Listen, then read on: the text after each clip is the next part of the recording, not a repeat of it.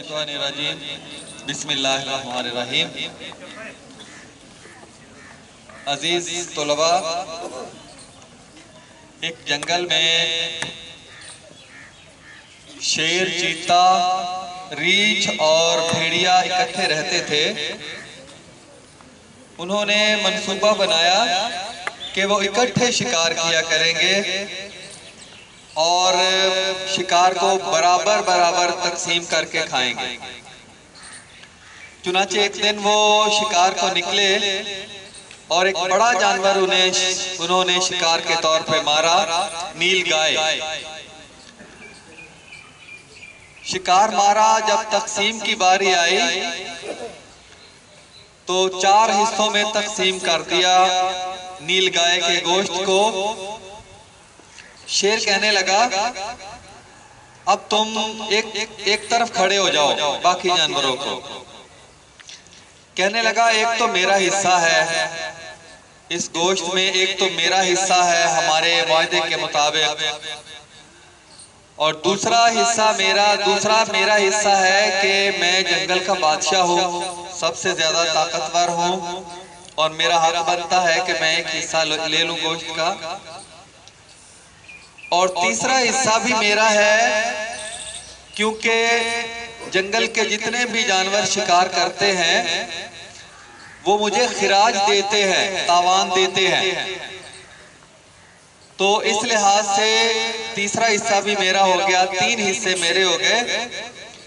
और मुझे अच्छा नहीं लगता कि मैं जंगल का बादशाह हूं और सिर्फ छोटा सा एक हिस्सा तुम तीनों जानवरों को दूं। लिहाजा बेहतर यह है कि चारों हिस्से मेरे पास ही रहे।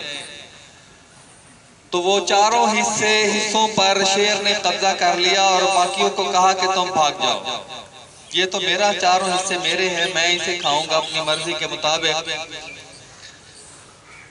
तो इससे सबक, कहानी लिखने वालों ने ये सबक दिया कि अपने से ज्यादा ताकतवर के साथ शराकत नहीं करनी चाहिए,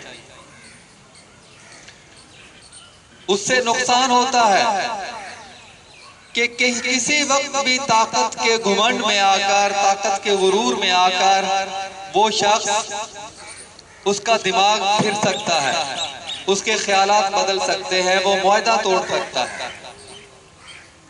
और आपने देखा होगा कि बहुत से चोर चोरी तो इकट्ठे करते हैं, लेकिन माल बांटने की जब बारी आती है तो एक आदमी 2 या 3 जितने साझेदार हैं उनको कत्ल करके सारे माल पर कब्जा कर लेता है। इस तरह की कहानियां फिल्मों में भी आती हैं।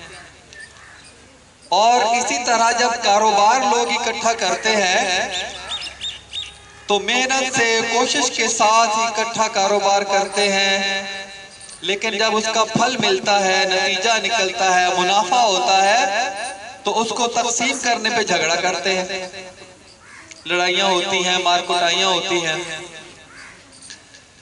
तो मकसद ये है कि ये सारी शराकतदारी के साथ, जब भी किसी के साथ शराकतदारी आपने करनी है, बहुत सूझबूझ के साथ करनी है, अगले शख्स का ज़हन पढ़कर करनी है, उसका माजी देखकर करनी है कि वो ईमानदार है, वो बेईमान है, वो मुआहदे से फिर सकता है, आपसे ज्यादा, जरूरत से ज्यादा, आपकी हैसियत से बड़ी हैसियत उसकी है, आपसे ज्यादा वो ताकतवर है। इन सारी चीजों को मद्देनजर रखकर आप किसी के साथ शराकत करेंगे, किसी के साथ काम करेंगे। अगर ऐसा नहीं होगा तो आप धोखा खा जाएंगे। तो ये जिंदगी गुजारने के लिए हमें दिमाग की और दिल की दोनों आंखें खोलकर गुजारनी चाहिए। अपने नफा और नुकसान को देखना है, सोचना है उस पर, और फिर जो अल्लाह ताला ने ये सारी सलाहियतें दी हैं इनका इस्तेमाल करके फिर आपने शराकतदारी करनी है। वरना कोई शेर की तरह का घमंड, कोई शेर की तरह का गुरूर लेकर आएगा और आपकी सारी शराकतदारी की जो मेहनत है उस पर पानी फेर देगा। मेरी अल्लाह से दुआ है कि अल्लाह ताला हमें अपनी उसकी दी हुई सलाहियतें, सोचो विचार की सलाहियतें, हिम्मत, ताकत और जुर्रत की सलाहियतें सोच समझकर इस्तेमाल करने और जिंदगी गुजारने की तौफीक अता फरमाए। व मा अलैना इल्लल बलागुल मुबीन।